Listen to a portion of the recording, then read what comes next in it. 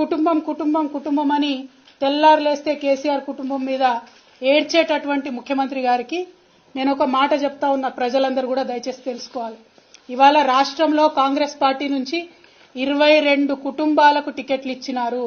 22 కుటుంబాల నుంచి అధికారికంగా ఏదో ఒక పదవిలో అభ్యర్థులు ఉన్నారు.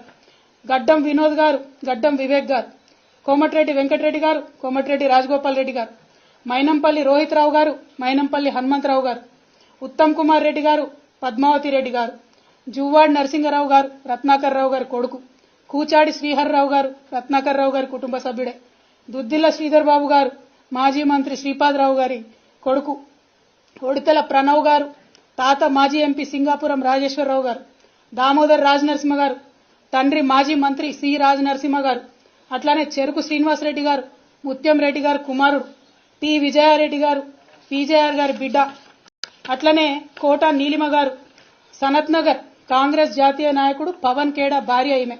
మన రాష్ట్రంతో సంబంధం లేదు, ఏం లేదు, కానీ సడన్ గా వచ్చిర్రు పారాషూట్ టికెట్లు. చిట్టం పర్ణికారెడ్డి గారు, మాజీ ఎమ్మెల్యే నర్సిరెడ్డి గారి మన్మరాలు, కూచుకుల్ల రాజేష్ రెడ్డి గారు, నాగర్ కర్నూలు దామోదర్ రెడ్డి అన్న కొడుకు, కుందూరు జైవీర్ రెడ్డి గారు, నాగార్జున సాగర్ జానారెడ్డి గారి కొడుకు. మళ్ళీ ఇప్పుడు వాళ్ళ అన్నకి ఎంపీ టికెట్ కావాలని ఇవాళనే ఆయన అప్లికేషన్ కూడా పెట్టుకున్నారు జైవీర్ రెడ్డి గారు.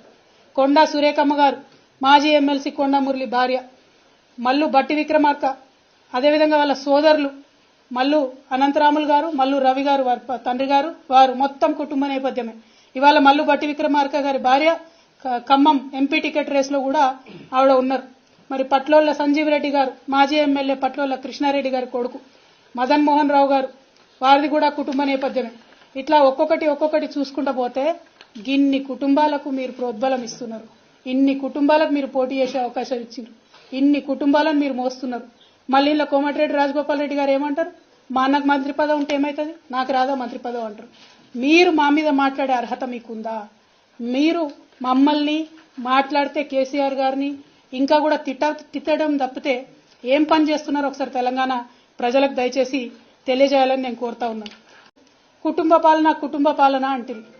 మరి వాళ్ళు అధికారికంగా మీ సోదరులు కొంతమంది జిల్లా రివ్యూలలో వేదిక మీద కూర్చోబడుతుంది, ఇంకా కొంతమంది సోదరులు వేరే వేరే నియోజకవర్గాలకు ఇన్ఛార్జీలు ఉండబడుతుంది, ఇంకా కొంతమంది సోదరులు ఏమేం పనులు చేస్తున్నాయో ప్రజలందరికీ కూడా తెలుసు. సమయం సందర్భం వచ్చినప్పుడు తప్పకుండా అవన్నీ కూడా బయట పెట్టడం జరుగుతుంది.